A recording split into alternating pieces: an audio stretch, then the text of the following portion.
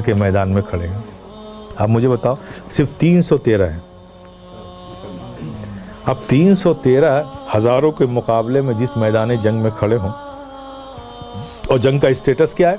تعداد بھی کم، ان کے پاس ہتھیار بھی نہیں، اور ان کے پاس ذرائع ہیں، ڈھالیں ہیں، نیزیں ہیں، تلوار ہیں، بھالے ہیں، سب لیٹسٹ ایکوپمنٹس. اور یہاں بدر کے جو مسلمان سپاہی تھی 313 صحابہ کرام کی مقدس جماعت تھی، ان کے پاس لڑنے کو ڈنڈا بھی نہیں تھا. کچھ ایسے بھی تھے جن کے پاس کچھ نہیں تھا. واقعہ اسی میں ہے کہ ایک صحابی جذبہ جہاد کی وجہ سے آ گئے نبی کے ساتھ، ان کے پاس کچھ تھا ہی نہیں، غریب تھے بیچارے، لیکن جذبہ تھا، وہ بھی آ گئے بدر میں.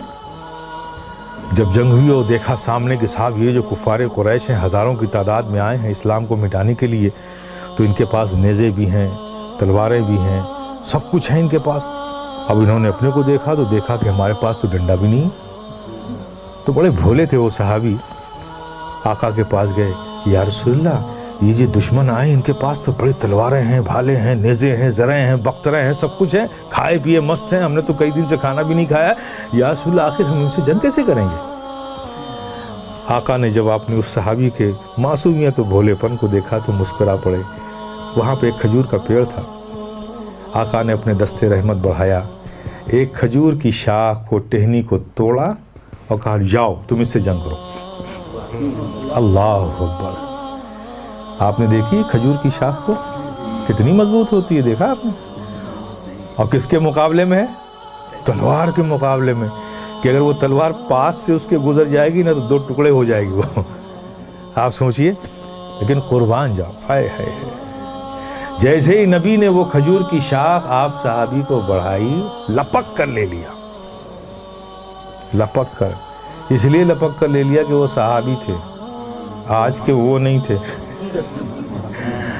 اگر وہابی ہوتا نا، صحابی تھے وہابی نہیں تھا، لپک کر لے لیا. وہابی ہوتا کہ کیا مذاق کر رہے ہیں آپ، یہ تلوار کے مقابلے میں مجھے ہری شاخ دے رہے ہیں لڑنے کے لیے، یہ لڑنے کے لیے دے رہے ہیں کہ خودکشی کرنے کے لیے دے رہے ہیں؟ لیکن صحابی تھے. آقا نے ہری شاخ دی، لپک کر لے لیا، اور لے کر اس شاخ کو ایک کفار قریش میں سے کسی ایک کے مقابلے میں میدان جنگ میں اتر گئے. ایک کافر ادھر سے بڑھا، نبی کی دی ہوئی وہ کھجور کی شاخ لے کر آپ صحابی ادھر سے بڑھے. دونوں قریب ہوئے. اب وہ شاخ و تلوار آپس میں ٹکرانے ہی والی تھی کہ ادھر رحمت الہیہ مسکرا اٹھی. مسکرا اٹھی، ارے بڑھا دے بڑھا دے، میرے محبوب کی دی ہوئی ہری شاخ کو بڑھا دے. ارے تو میرے محبوب پر اس قدر یقین رکھے گا، محبت رکھے گا تو میری رحمت تجھے مایوس ہونے دے گی. ارے بڑھا شاخ بڑھا. تاریخ شاہد ہے کہ ادھر سے تلوار بڑھتی ہے، ادھر سے نبی کی عطا کی ہوئی وہ کھجور کی شاخ بڑھتی ہے. جب دونوں ٹکراتی ہے تو وہ شاخ شاخ نہیں، صحابی کے ہاتھوں میں تلوار بن جاتی ہے. تلوار بن جاتی ہے میرے پیارے. میں آپ سے عرض کرنا چاہتا ہوں، آپ دیکھیں اسی یقین اور محبت و اعتماد کی بنیاد پر کھجور کی شاخیں بھی ہمارے ہاتھوں میں تلوار بن گئی ہیں.